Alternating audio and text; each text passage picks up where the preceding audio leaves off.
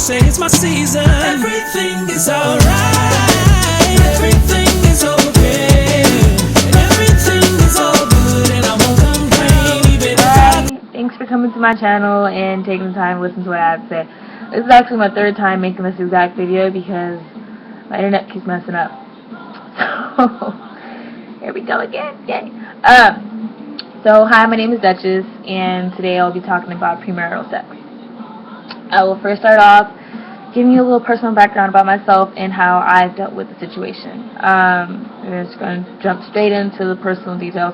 I lost my virginity when I was 18 years old. I am 20, going on 21. I'll be 21 next Friday. So, ever since I was 18 years old, up until a couple months ago, I have had premarital sex with guys that I actually wasn't in a relationship with. Throughout these situations, in every single case, everything went downhill as soon as sex was introduced into the situation. We would start off friends, or start off cool, homies, whatever you want to call it, and we'd start talking, dating, whatever you want to call it, and then we'd have sex, and everything just kaboom, blew up, crashed, burned. So about last year on April, I said, I'm sick of this. I'm sick of being hurt. I'm sick of being confused. I felt like I was being deceived by every guy that I've built a huge wall because of all the trust issues I had developed from these situations, and I just said enough is enough. I don't really have time for guys. It's whatever. While last year in April, I went on deployment. I'm in the Navy. I went on deployment, and about midway in deployment, I strengthened my relationship. I started reaching out to God. I started to give myself to God and started to strengthen my relationship with God, and I made a vow to celibacy. And I committed my life to being celibate at that moment. After deployment was over, about 9 months or so, I met a guy, or I had already met him before then, but me and a guy started hanging out often, and we started talking or dating, whatever you want to call it. Little while down the line, we started having sex. At first, nothing went wrong. We were still friends. We still enjoyed each other's company pretty much every single day. We hung out, and we started to continue to have sex, and then things started falling apart. There were other factors that contributed to things falling apart with us, but sex was definitely, I feel, a huge factor in it. Loyalty was lost, and just trust, and just everything started going downhill. And okay, so things progressed to go downhill, and then we ended up ending it, and I was like, okay, I'm done. I'm really just done. I'm sick of feeling this way, and I want something more out of my life. And since I was I was pretty strong in my relationship with God, I said, I'm gonna just focus on God and my relationship with God, and that's the only man I need. So I started to do that, and one night, actually, like about 2.5 weeks ago, I was on YouTube, and some nights I like to watch my pastor's sermons online, Pastor McPherson of the Rock Church in San Diego, and I found one of his old sermons a while ago, and the subject was premarital sex. Now, in the sermon, he says, the penalty of sin is death, and but he mentioned how Jesus Christ died on the cross for our sins, so we don't have to face that penalty when we sin. But that doesn't mean that something doesn't die when we commit that sin.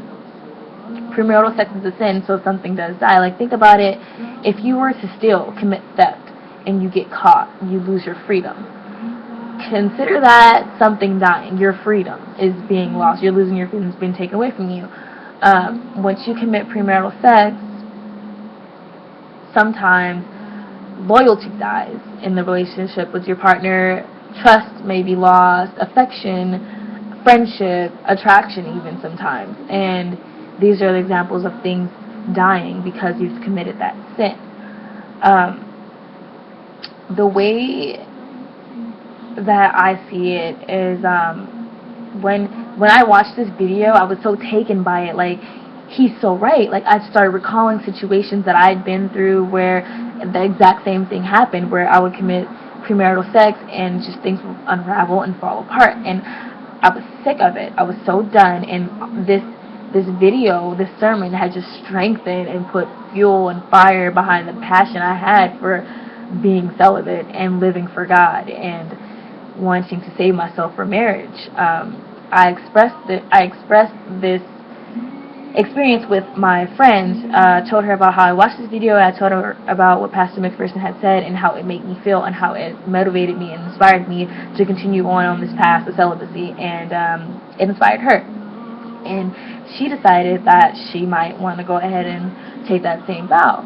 Now, for a couple of days we had talked about it, and she came out and said that she isn't ready yet and she's hesitant about it. She's afraid that she's going to fail because she says she has sexual desires as a person. There are strong desires, and she feels like she won't prosper in this journey. And what I said to her is that's totally understandable. You may be feeling the same way. If you clicked on this video because you're thinking about celibacy, or you don't want to have premarital sex anymore, it's okay for you to feel afraid and feel like you won't prosper. You're human. As humans, we fail sometimes. It's what we do, unfortunately. I mean, we're not perfect. You just have to understand that if you do fail, it's okay. The only thing you have to do at that point is to get back up and try again. It's alright to fail the first time, just as long as you try once more. And I also told her that don't be afraid to fail, because once you try again and you put forth more effort and plus incorporate God, God can do anything, and we can do anything through His strength. Philippians 4:13, I can do all things through Christ which strengthens me. I actually have that tatted on my back. But I told her, you have to try. You have to remember that you can do it.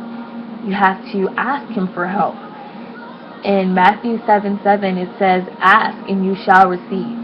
Seek and you shall find. Knock and doors will be open. You have to put forth that effort to give Him the authority to make changes in your life. And what I mean by that is you have to give not just your life, your mind, your words, your body. Like, you have to give all of yourself to God in order for Him to make substantial changes in your life. Like, you have to give Him all of you. You have to give Him complete and total authority. If you're not giving God authority in an aspect of your life, you're giving that authority to the enemy. So if you go to church every Sunday and you're giving Him authority over those hours in your life, those hours you're in church, and then when you get out of the church you're just all reckless and wild and crazy or whatever, you're giving those other hours to the enemy. And when I mean by the enemy, I mean the devil. Your life isn't going to be as prosperous as it would if you gave your complete all to God. He will bless you. He will bless you in abundance if you give your all to Him, and especially in this situation, a situation that glorifies Him, the fact that you are living by the Bible's word and going to wait until marriage to have sex. He will bless you. Why wouldn't He bless you in a situation that glorifies Him? What blessings are you going to get from the enemy if you continue to let the enemy have authority over your life? There's no way that you're going to prosper in that. The only way to prosper is through God and through giving your all to God. Then you will prosper in this. To just pray and ask God to clear your thoughts, to take control of your mind and help you get through those temptations. And like I said, ask and you shall receive, Matthew 7:7. Just have faith in Him. Give Him your all. Another thing is, don't pray and then worry about it. Because if you're asking God to do something in your life and you're giving Him permission to do it, don't later on worry about whether or not it will happen or not. Because you're not really giving God authority. That means that you don't really have total faith that He can and will do this in your life. As long as you're worried about it, then that means that you're not so sure that God can do this. That's a no-no. So like, you gotta have faith. You gotta give it your all and just pray and hope that He will come through, and He will. He will come through all of the time.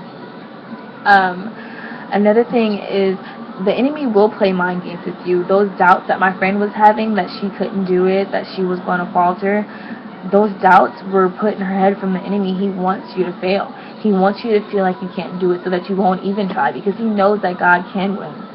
And once he starts putting those thoughts in your mind, you got to have enough strength and enough will to ignore it. Ask God to clear your mind, clear your thoughts of those negativities, and just push forward. Just strive. You want to try. Trust me, you do. Because you think about it, there's two different scenarios here. There's life with God, and there's life without. And life without is the life with the enemy. And I don't think you want that. I don't want that for me, and I wouldn't want that for you. Just try. Just know that God can do it. Have that victorious mindset.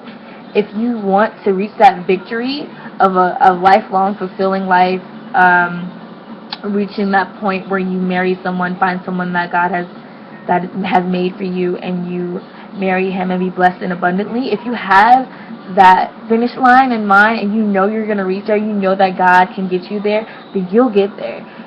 When have you ever heard of someone meeting that finish mark having a negative mindset? You can't get to your victory on a victim's mindset. You have to know that you'll make it there. You have to feel it in your heart and soul and give all faith and authority to God. Strive. Try. You can do it. I believe in you. I believe in me. I believe in my friend. We just all have to give authority to God. Give it our all. Try and have faith.